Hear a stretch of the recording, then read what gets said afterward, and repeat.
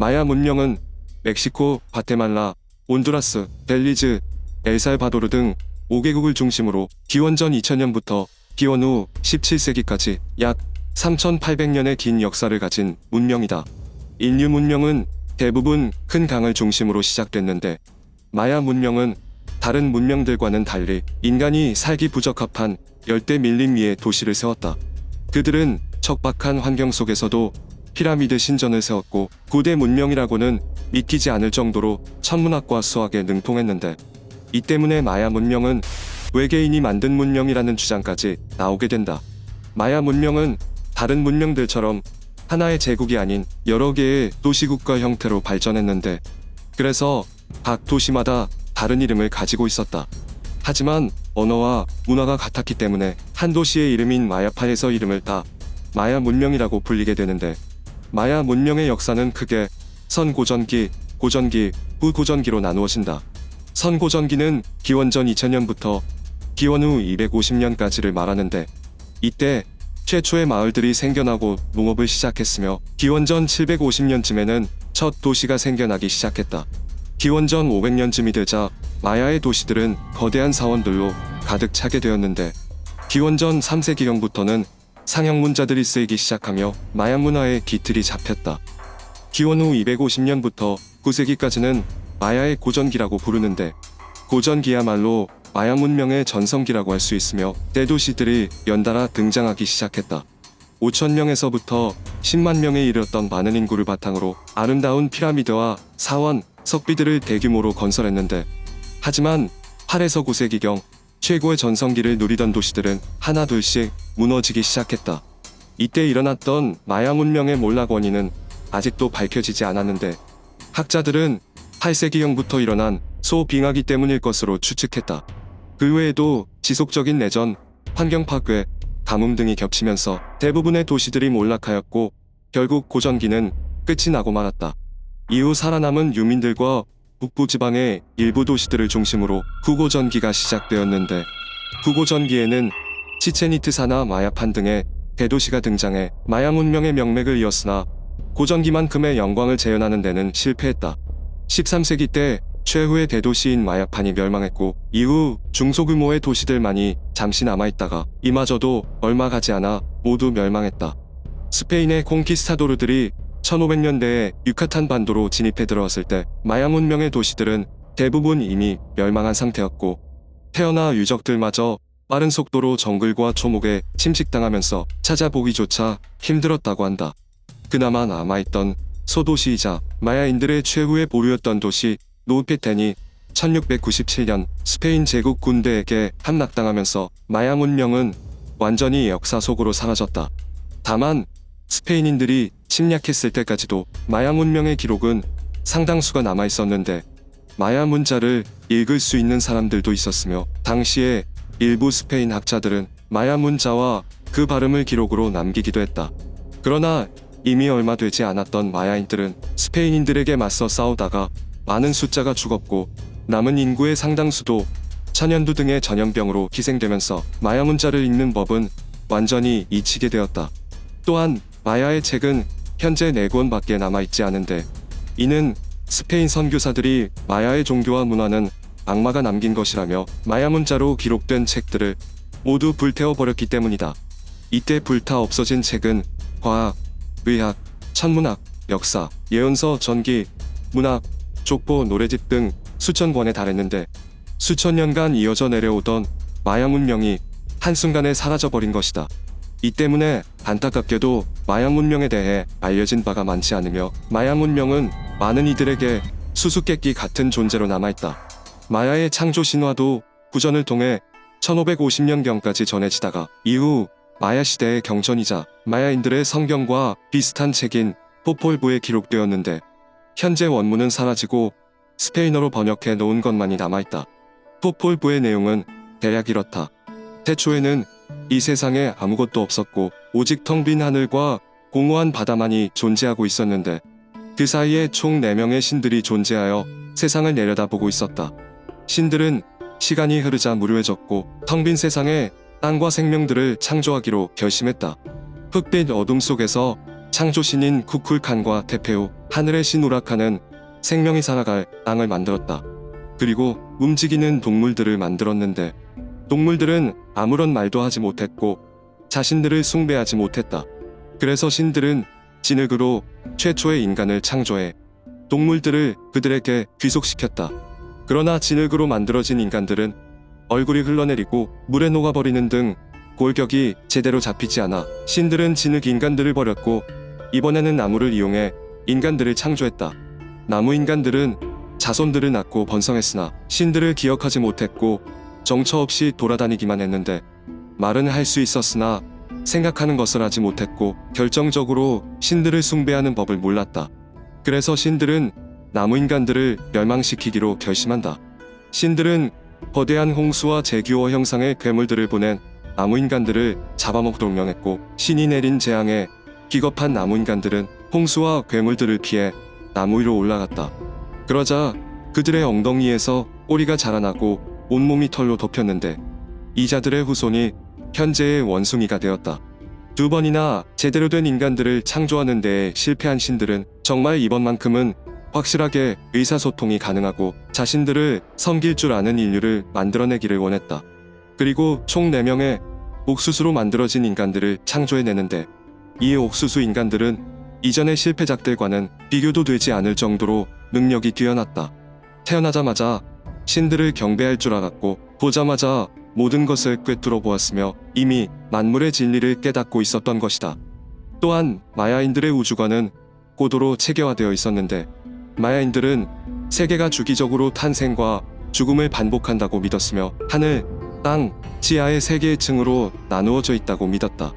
천상계에는 13개의 층이 있었고 지하에는 9개의 층이 있었으며 지상계는 그 사이에 자리하고 있다고 믿었는데 3개의 층들이 균형을 이루지 못하면 가뭄이나 기근이 발생한다고 여겼다.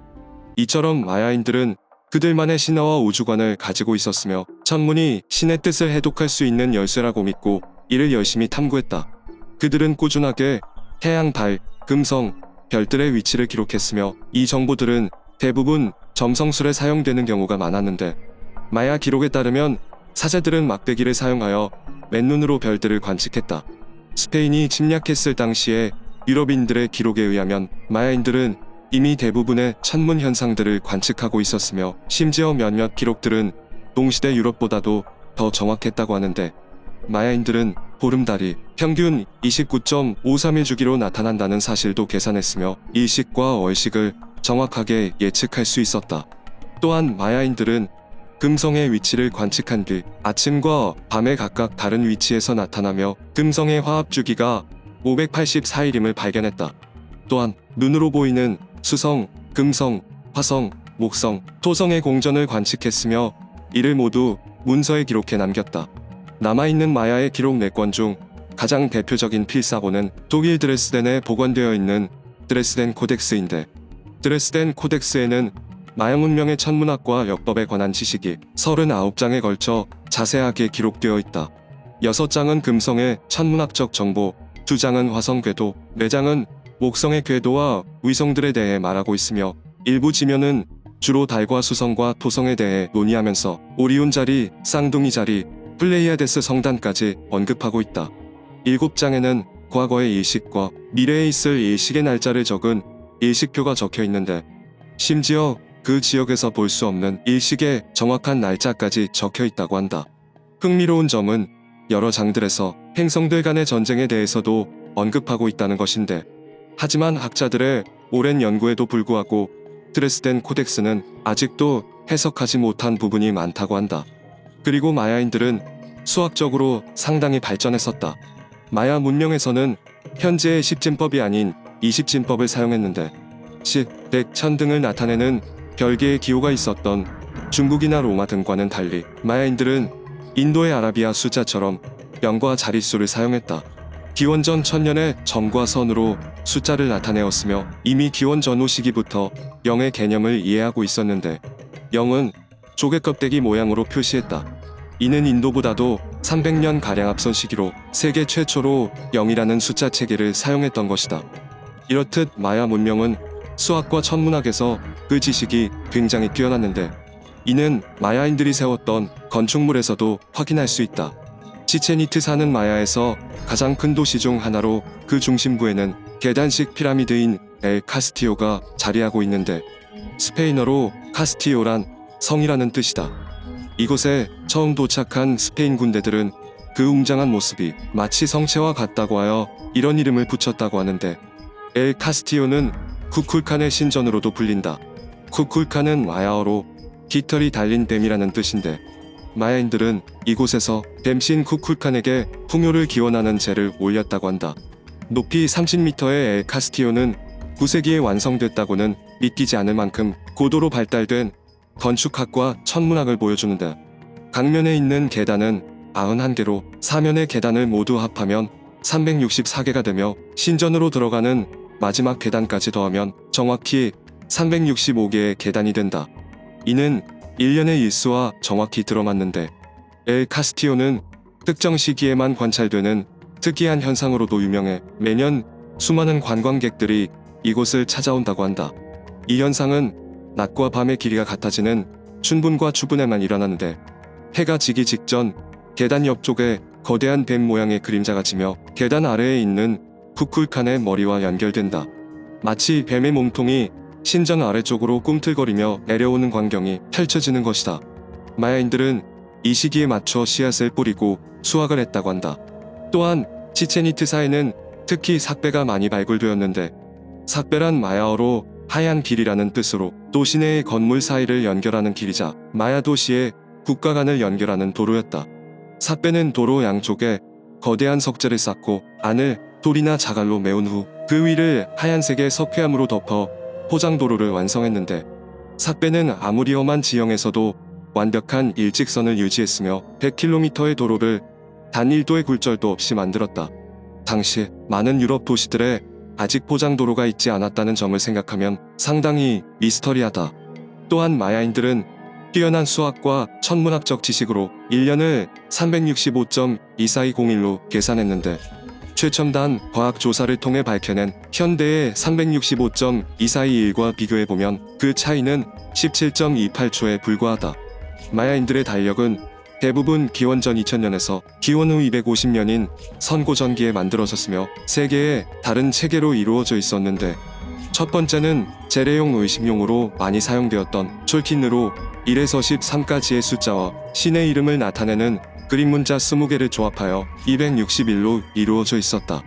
두 번째는 하합이라고 불렀으며 21로 이루어진 18달과 5일밖에 없는 마지막 달을 추가하여 오늘날의 태양력과 같은 365일로 이루어졌는데 마지막 달력은 52년 주기로 촐킨과 하합가 합쳐져 만들어졌다.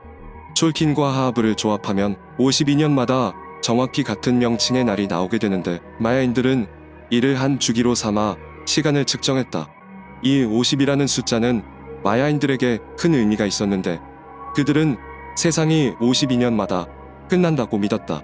그래서 52년을 주기로 피라미드를 새로 세우거나 도시를 버리고 다른 곳으로 이주하기도 했다.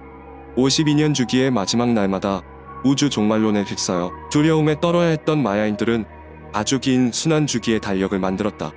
5125년을 주기로 하는 달력을 만든 것이다. 이 달력은 정확히 기원전 3114년 8월 11일부터 시작되었다. 하지만 마야 문명의 시작은 기원전 2000년경부터인데 달력의 시작이 마야 문명의 시작보다 1000년 이상 전인 것이다. 우리가 사용하는 그레고리력은 예수가 탄생한 해를 기준으로 만들어졌는데 마야인의 영년도 어떤 역사적인 사건이 있었던 건 아닐까 하는 의문이 들지만 그것은 아무도 알 수 없다.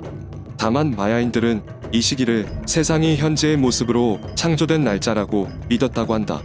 그리고 여기서 지구 종말론이 나온다.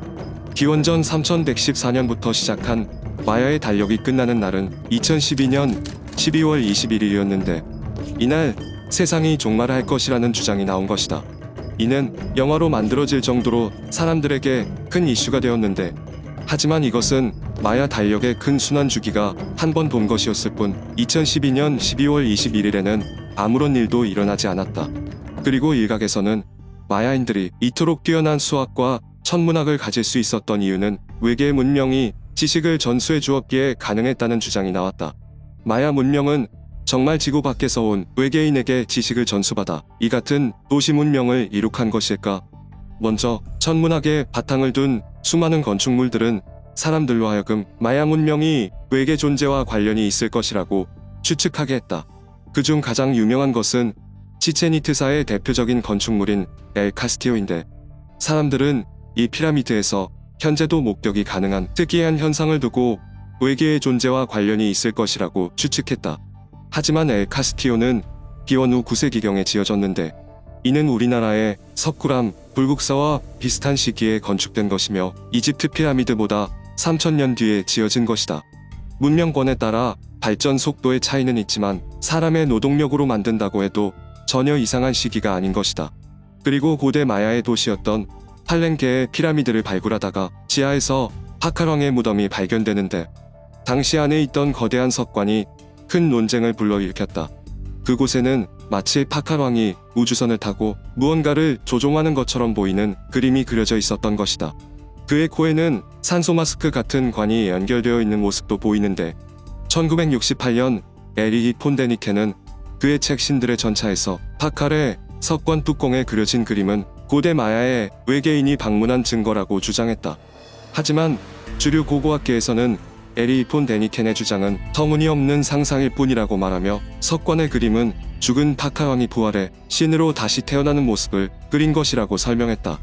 그리고 2012년 멕시코의 작은 마을에서 두개골이 대거 발견됐다. 총 25구의 유골은 1069년 전 마야 시대의 것이었는데, 25구 중 13구는 두개골 뒤편이 길게 늘어져 있는 기형적인 형상을 하고 있었다. 영락없는 외계인의 형상을 하고 있었던 것이다. 외계 문명설을 주장하는 이들은 마야의 지도층이었던 외계인들의 영향을 받아 그들의 외모를 담기 위해 두개골을 변형시킨 것이라고 주장했는데, 하지만 학자들의 설명에 따르면 편두라는 이 문화는 민족적 자긍심을 높이거나 사회적 지위를 과시하기 위해 고대인들 사이에 유행한 풍습이라고 설명했다. 기원전 2000년부터 17세기까지 약 3800년에 걸쳐 고도로 발달된 문명을 꽃피웠던 마야 문명. 이해할 수 없는 그들의 수학과 천문학의 발달은 여전히 많은 사람들의 호기심과 상상력을 불러일으키고 있다. 고고학자들의 연구가 이어지고 있지만, 스페인이 마야 문명을 정복하면서 그들의 역사와 지혜가 담긴 책들을 모두 불태워버려 마야 문명은 지금까지도 많은 부분이 미스터리로 남아있다. 마야, 인카 문명과 함께 멕시코 일대에서 꽃피웠던 아즈텍 문명. 그런데 스페인의 정복자 코르테스와 부하들이 아즈텍에 대해 믿지 못할 충격적인 기록을 남겼는데, 진열대마다 위에서 아래까지 막대가 걸쳐 있었는데, 막대 하나에 5개의 두개골이 관자놀이를 꿰고 있었다. 그 수를 헤아려 보니 13만 6천 개였다. 이 숫자는 신전 위의 탑에 있는 두개골은 제외한 것이다.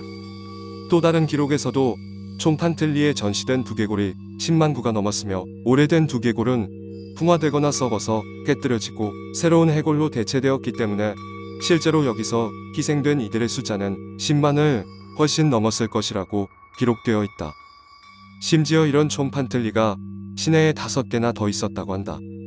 그리고 코르테스가 아즈텍과의 전투에서 패배하고 물러나던 중 엄청난 규모의 심장 적출 의식을 목격하게 되는데, 경악을 금치 못한 코르테스는 신전에 대포를 쏘고 석궁으로 사제를 저격하며 제물로 바쳐질 뻔한 사람들을 구했다고 한다.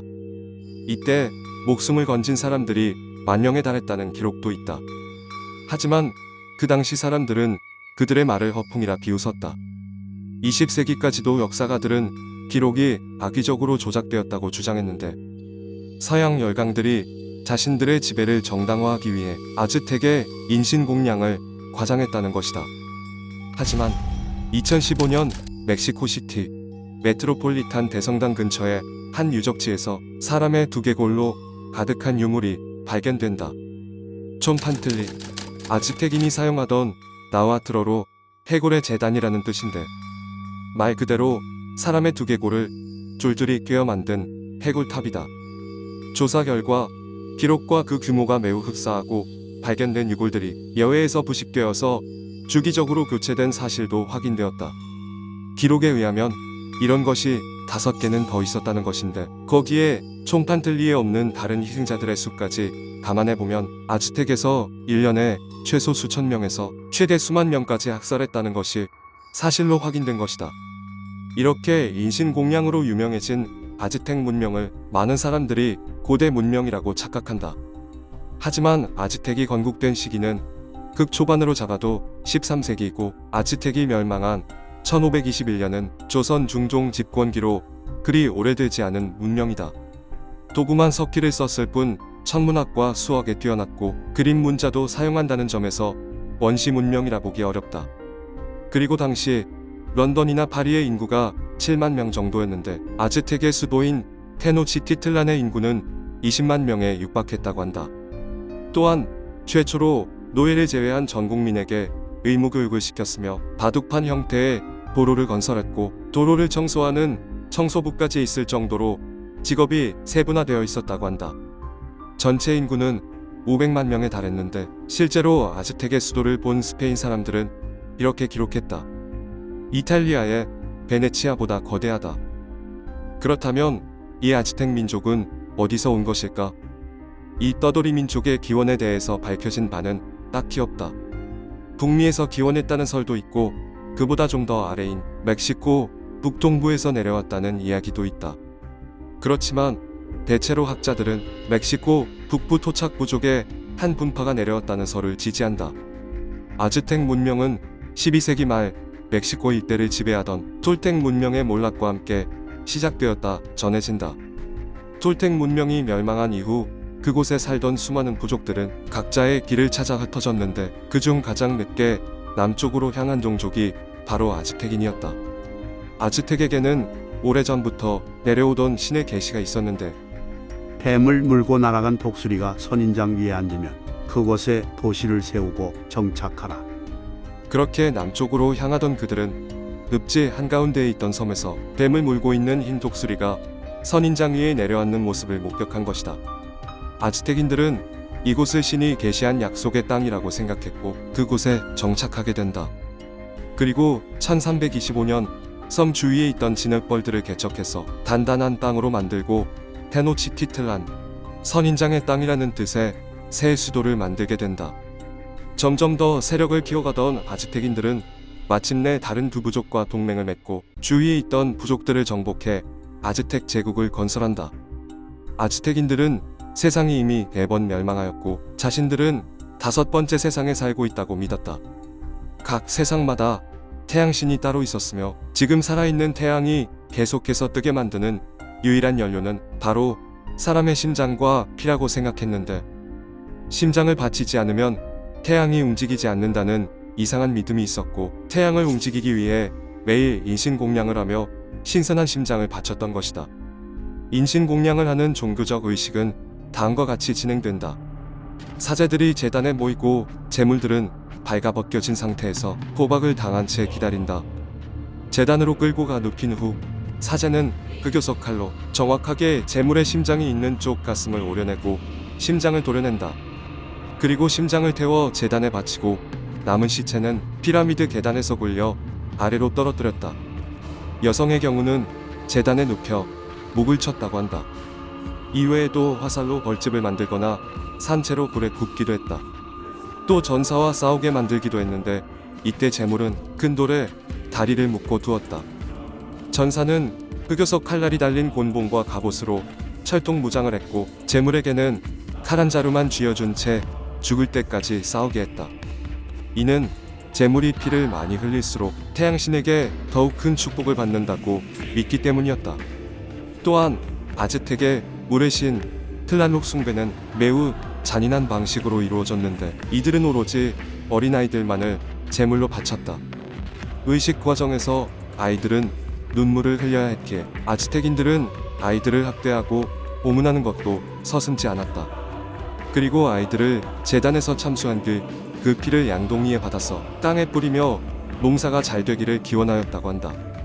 게다가 왕의 생일이라든가 전쟁에서 대승을 거두거나 국경일로 삼을 만한 기념일에는 엄청나게 많은 수의 사람들이 바쳐졌다. 아즈텍의 위대한 정복군주 키소크 황제는 피의식을 치르기 위해 전사 20명의 목숨을 바쳐야 했는데 그는 아즈텍 전사 20명의 목숨이 아까운 나머지 주변 세 부족의 모든 남성들을 끌고 와서 2만 명을 한꺼번에 처형해 대신했다고 한다. 나중에는 많은 수의 시체를 다 감당하지 못해 늪지에 아무렇게나 갖다 버렸다고 한다. 그리고 1487년 테노치티틀란의 대신전이 증축되었을 당시 아즈텍인들은 무려 8만 명을 한꺼번에 제물로 바쳤다고 하는데 포로들이 도시 밖까지 길게 줄이 늘어서 있었고 모두 다 해치우는 데만 꼬박 4일이 걸렸다고 한다. 당시 잉카나 마야 문명에서도 인신공양은 있었지만 상징성을 위해 소수의 사람만 제물로 바쳤지 아즈텍처럼 한 번에 2, 3만 명의 사람을 줄 세워놓고 심장을 도려낸 문명은 아즈텍이 유일했다. 그러면 피라미드에서 굴러 떨어뜨린 시체들은 어떻게 처리되었을까? 희생자들은 모두 아즈텍인들이 먹어치웠다. 당시 스페인 사람들의 증언은 이렇다.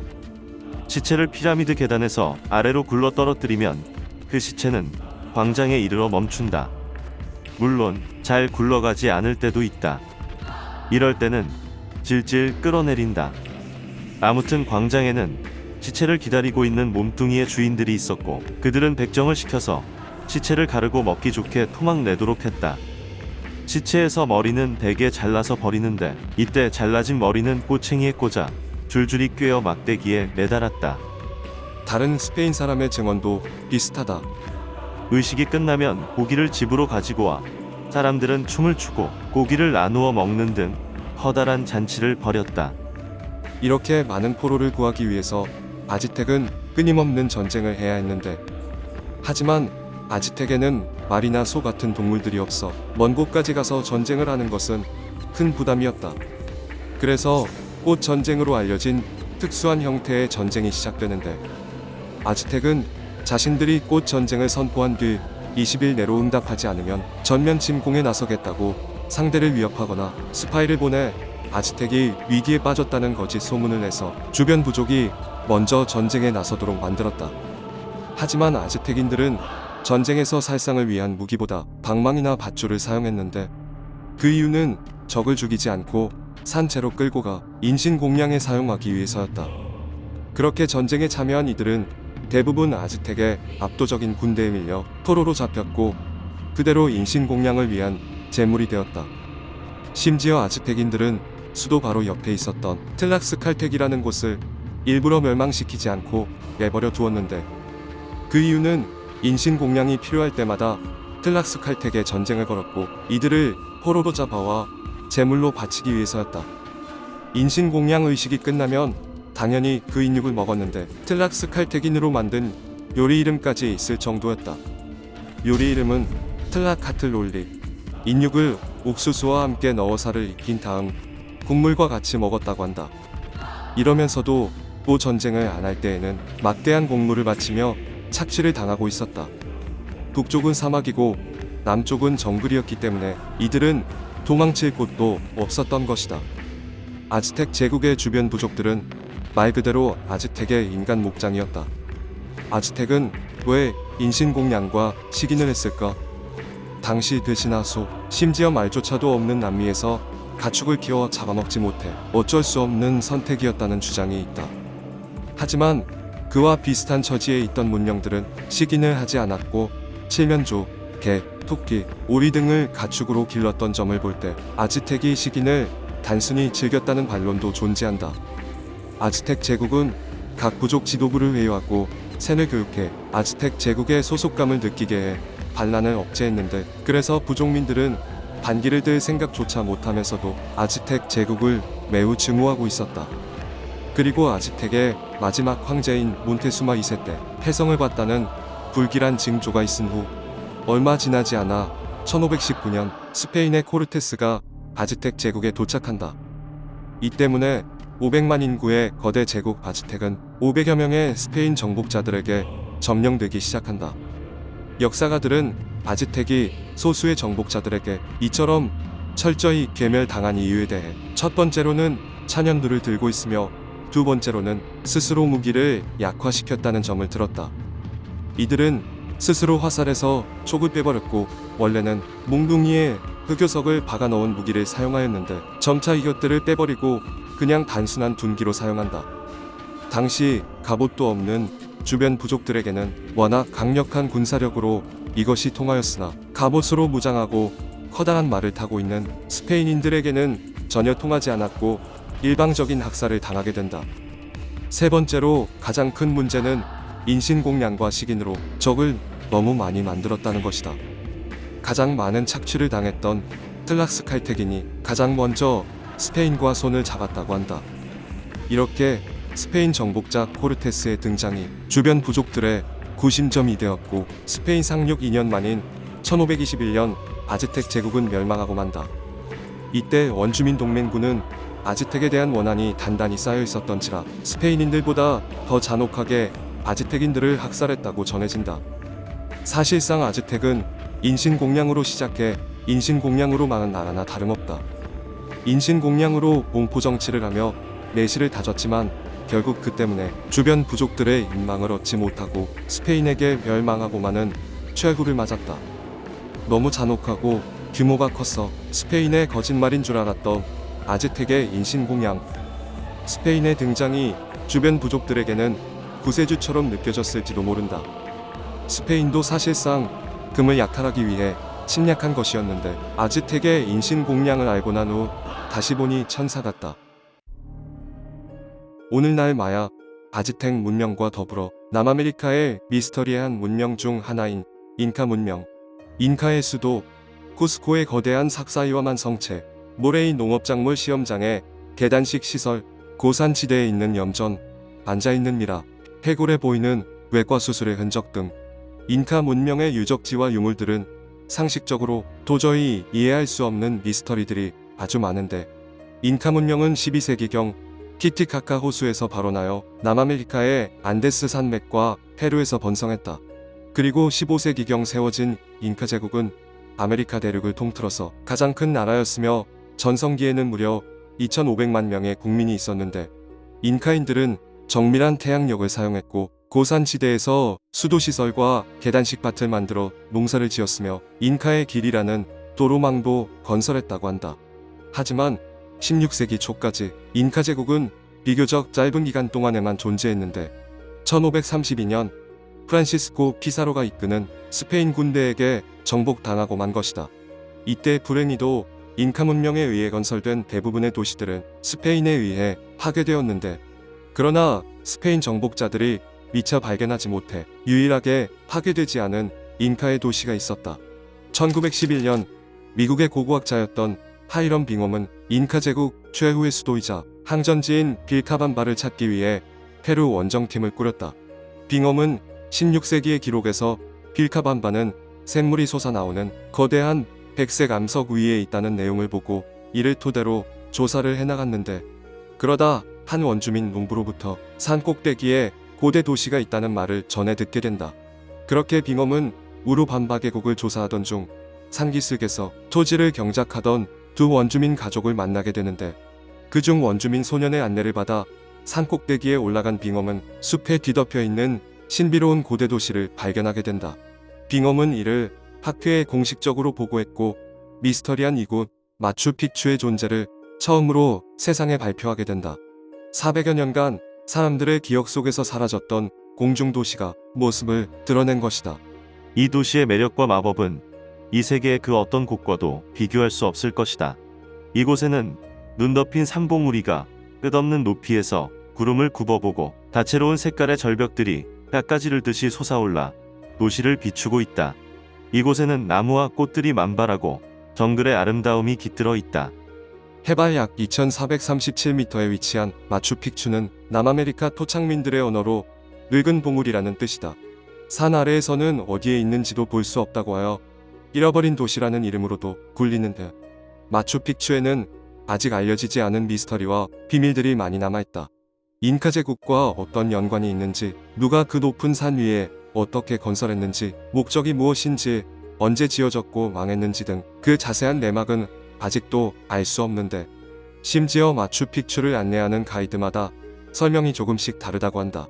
페루 현지 가이드마저도 마추픽추를 소개할 땐 문장을 추정됩니다 라고 끝을 맺는다는데 잉카 문명에는 문자가 없어 기록으로 남아있는 역사가 없기 때문이다. 하지만 대다수의 고고학자들은 잉카 제국의 파차쿠티 황제가 이 요새 도시를 건설했던 것으로 추정한다.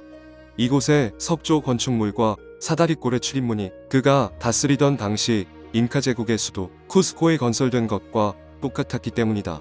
또한 고고학자들은 마추픽추가 황제의 개인용 별장이나 긴급 대피소 등의 목적으로 지어졌을 것이라 여기고 있는데, 마추픽추는 1450년쯤에 지어졌으며 약 80년 동안 사람들이 거주하다가 스페인 침략과 비슷한 시기인 1530년대쯤 완전히 버려진 것으로 추정된다.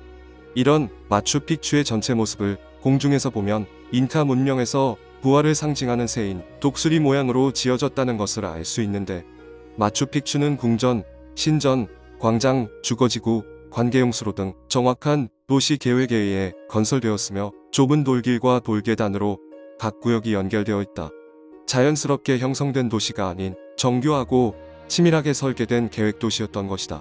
사람들은 인근의 계단식 밭에서 감자, 옥수수 등을 길러 먹었으며 산 아래의 강에서 물고기를 잡아와 먹기도 하는 등 대략 750여 명에 달하는 사람들이 자급자족했을 것으로 추정하고 있는데, 이들은 황제의 시중을 들기 위해 거주했던 사람들로 추정된다. 실제로 마추픽추에서 발견된 유골들은 제국의 여러 지역에서 이주해온 사람들이라는 것이 밝혀졌다. 이렇듯 대부분의 역사학자들이 동의하는 결론 중 하나는 마추픽추가 잉카 황제의 별장으로 지어졌다는 것이지만, 어떻게 저렇게 높은 곳에 지었는지, 하필이면 왜 이런 불편한 곳이었는지, 왜 이곳을 버렸는지는 알 길이 없어 수많은 가설만이 떠돌고 있다. 먼저 사람들은 왜 이런 장소에 도시를 건설했는지에 대해 의문을 가졌다. 학자들도 분명히 뭔가 특별한 이유가 있을 것이라고 생각했는데, 일부 학자들은 이 도시가 군사 요새라고 생각했다.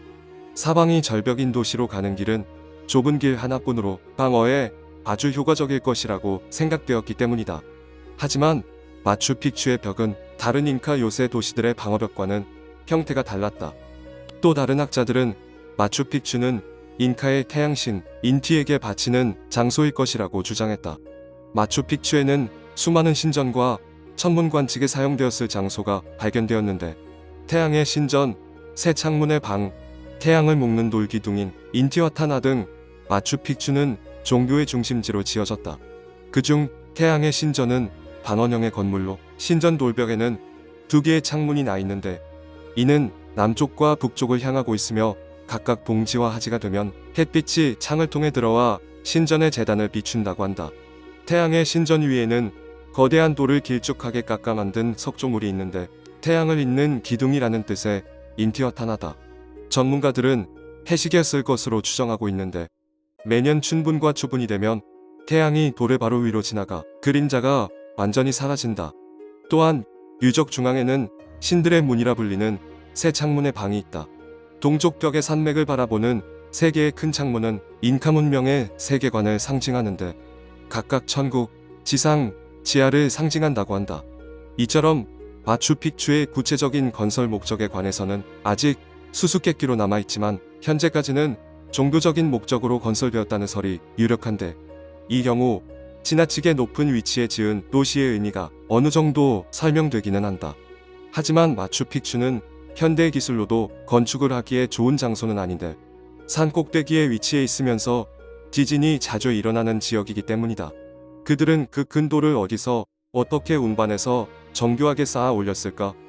다양한 잉카 유적들에서 볼 수 있듯 잉카인들의 돌을 다루는 기술은 현대에서도 따라하기 어려울 정도로 아주 정교하다. 그들은 건축을 할 때 접착제나 모르타르 등을 전혀 사용하지 않았는데, 그 대신 크기도 모양도 제각각인 돌들을 면도날로 자른 것처럼 정교하게 다듬은 후 종이도 들어가지 않을 정도로 빈틈없이 쌓아 올렸다. 그 결과 마추픽추는 수백 년 동안 수많은 지진에도 거의 무너지지 않고 버틸 수 있었는데, 여기서 더욱 놀라운 점은 모든 돌들이 원시적인 도구만을 사용하여 조각되었다는 것이다. 잉카 문명에서 발견된 유물들은 청동과 구리뿐, 철제 도구는 전혀 없었는데, 철제 도구 없이 돌을 정교하게 깎으려면 굉장히 오랜 시간 모래나 물을 이용해 연마했어야 했다. 심지어 마추픽추의 돌은 모두 화강암이었는데, 화강암은 2억 5천만 년 전에 형성된 것으로 매우 단단하며 무겁고 캐기 어려운 암석이다. 마추픽추 채석장 근처에 쪼개다만 돌들이 남아있어 인카인들이 어떻게 돌을 쪼갰는지는 대략 추측할 수 있었는데, 큰 몇 개의 구멍을 내놓고 그 사이로 뜨거운 물과 차가운 물을 번갈아 흘려 돌을 직선 형태로 정교하게 잘라낸 것처럼 보인다. 하지만 잘라낸 돌들은 대부분 무게가 50톤 이상이었는데 어떻게 이런 엄청난 무게의 돌을 바퀴도 없이 높은 산까지 수십 킬로미터를 옮길 수 있었던 것일까? 마추픽추 근처에 채석장이 많기는 하지만 이처럼 많은 석재를 어떻게 산 꼭대기까지 옮겼는지는 현재까지도 밝혀지지 않았다. 그저 수백 명의 사람들이 끌거나 밀어서 옮겼을 거라고 추측하고 있을 뿐이다. 또한 그들은 산 위부터 산 아래층까지 물이 고이지 않고 자연스럽게 내려가는 정교한 수로를 만들었다. 이 수로를 통해 마을 곳곳에 물을 공급했으며 산 비탈에 만들어진 계단식 밭에도 충분한 물을 줄 수 있었는데, 비가 아무리 많이 와도 물웅덩이 하나 생기지 않고 전부 식수로 사용했다고 한다. 게다가 이 수로는 현재까지도 특별한 손질 없이 여전히 물이 흐르고 있다. 이렇게 정교한 수로 시스템을 그들은 어떻게 만들 수 있었을까? 게다가 마추픽추에는 서양 문명보다 앞서서 음식물을 저장한 흔적이 발견되었다. 고산지대 특유의 환경을 응용해 산바람을 이용한 자연 냉장고를 쓰고 있었던 것이다. 이는 서구보다 500년 앞선 기술로 감자를 6년간 썩히지 않고 보관할 수 있었다. 사실 마추픽추의 진짜 미스터리는 따로 있는데, 마추픽추가 인카인에 의해 처음 지어진 게 아니라는 것이다. 인카인들은 이미 있던 마추픽추를 보수하고 재건설에 사용했을 뿐, 건축 양식과 발굴된 유물의 연도를 추정하면 처음 마추픽추가 지어진 시기는 인카 제국이 생기기도 훨씬 이전인 기원전 4000년에서 2000년 사이로 추정된다는 학설이 있다. 실제로 마추픽추에서 발견되는 유적들은 그 연도와 시기가 일정하지 않는데, 인카 제국으로부터 한 번에 지어진 것이 아닌 선사시대부터 후기의 인카 제국까지 총 3번의 시기에 걸쳐 만들어졌다는 설도 있다. 그 밖에도 안데스 산맥 부근에 사는 마을 주민들에게 입으로 전해져 내려오는 전설이 있는데, 마추픽추는 셀 수도 없이 먼 과거에 지어져 신성한 장소로 사용되었다고 하며, 그 뒤를 잇는 새로운 문명이 탄생할 때마다 재건축되고 버려지기를 반복했다는 것이다. 또한 마추픽추를 사용하는 문명은 찬란한 황금기를 맞을 수 있지만 모두 필연적으로 오래가지 못하고 멸망했다고 전해진다. 마추픽추의 또 다른 가장 큰 미스터리는 그곳에 살던 사람들이 흔적도 없이 감쪽같이 사라졌다는 것이다. 스페인 군조차도 침략하지 않은 인카 문명 최후의 보루였던 마추픽추의 주민들은 전부 어디로 가버린 것일까? 첫 번째로 전염병으로 인해 쇠퇴하게 되었다는 설이 있다. 스페인의 침략으로 인해 천연두와 같은 질병들로 주민들이 대부분 사망했고, 나머지 주민들은 폐허가 된 도시를 떠났다는 것이다. 두 번째로 식량이 부족했다는 설이 있다. 마추픽추에는 40단의 계단식 밭이 존재했으나 밭의 규모는 그렇게 크지 않았고, 고산 지대에서의 농업은 제한적일 수밖에 없을 것이라고 추측했는데, 결국 식량 부족으로 주민들이 도시를 버리고 떠날 수밖에 없었다는 것이다. 하지만 이 역시 학설일 뿐, 마추픽추가 발견된 지 100년이 넘었지만 왜 마추픽추에서 사람이 없어졌을까에 관해서는 오늘날까지도 확실한 답이 나오지 않고 있다. 남겨진 기록이 없어 모든 것이 추정일 뿐인 신비로운 공중도시 마추픽추. 그들은 왜 험준한 산 꼭대기 위에 도시를 지었던 것일까? 마추픽추에 살던 인카인들은 왜 갑자기 사라졌을까? 진실은 오직 마추픽추에 살던 그들만이 알고 있을 것이다.